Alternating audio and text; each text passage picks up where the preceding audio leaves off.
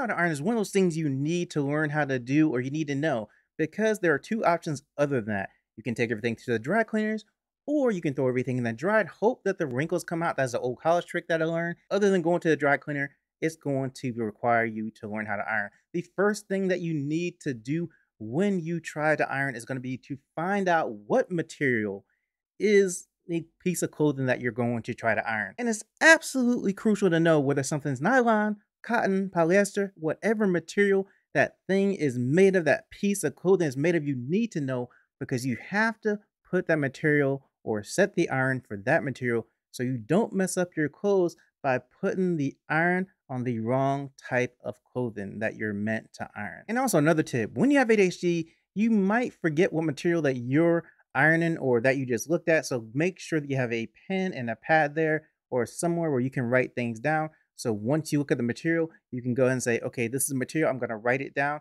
And then if you forget or need to look back at it, you can, and you don't have to go back and open up the clothing to find the tag again to find out what material the clothing is, especially if you've already started ironing and the clothing is hot. And the next thing that I've already kind of alluded to is make sure your iron is set for the right setting for the right material, because if you don't and you put your iron on the wrong material, it could burn the material, could mess it up. Because what happens is when you set the iron for whatever material that you're going to iron, it's going to heat up to the right temperature for that material.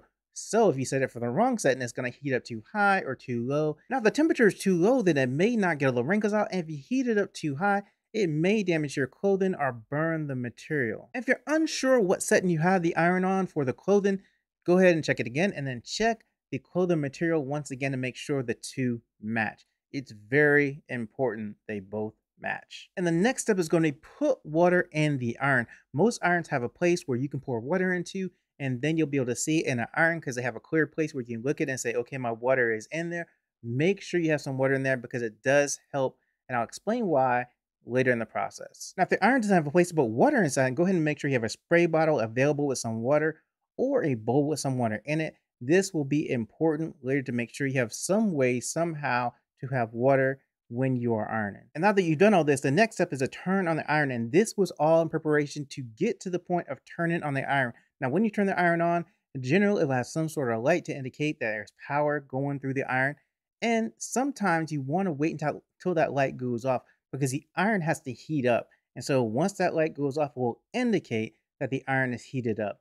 But if it doesn't have that light on it, just let it heat for a little while until you feel it get hot. Now you can test how hot the iron is just by putting your hand kind of close to the iron and seeing if there's some heat there. Don't put your hand onto the iron because you may end up burning your hand, but put it like just a few inches away and so you can feel that there is heat there and that the iron is actually on. And once you have the iron on, make sure you don't set it close enough to where you can like bump into it or put your hand on it accidentally on the hot side because it can burn you. And I've done it before. So I'm just letting you know that you want to make sure it's far enough away so that you don't just accidentally rub against it or put your hand on it or touch it. Don't forget that it's there and don't forget that it's on because if you get distracted by something, maybe you're checking your phone, watching TV. So once you have the iron all heated up and you're ready to iron, you're finally at that place. Not yet. You want to take the iron and test it on the ironing board first to make sure it's working properly.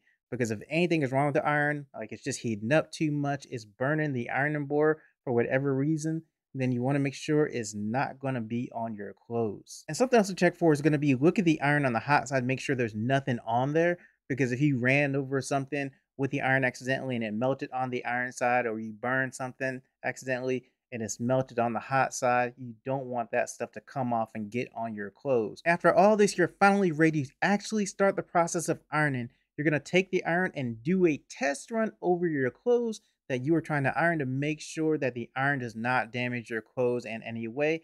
This is just kind of a double check to make sure that, hey, I'm putting the iron on my clothes. It's functioning okay. I'm not damaging my clothes. I don't have anything on the wrong setting. I should be good. Run it over there a couple of times just to make sure. So the next step is going to be to hunt for wrinkles, look for wrinkles. You're looking for places that need to be ironed. And so some wrinkles are hard to get out and some wrinkles are just in difficult places to get to. But you're going to find as many as you can and run the iron over them back and forth until the wrinkles come out. If you can't get the wrinkles out of your clothes just from running the iron back and forth, this is where the water comes in. Now, if you have one of those irons where you can put the water inside, see the water inside, then it's going to have a spray function. What you do is you take the water from there using the spray button and you spray it over the spot that is still wrinkled up. You get it kind of damp, and then you take the iron and run it over back and forth again to see if the wrinkles come out. Now, if your iron does not have a spray function, then this is where the spray bottle comes in and does the same thing. You still spray the spot the wrinkles are and run the iron back and forth again to try to get the wrinkles out. If you don't have that and just have a bowl of water, you're just going to take a little bit of water in your hand on your fingers and then sprinkle it on that area that is still wrinkly, and then run the iron back and forth over it as well. So 3 different types of ways that you can do that. Now, another option that you can do still requires that the clothing is wet or damp in the areas that you want to get the wrinkles out of.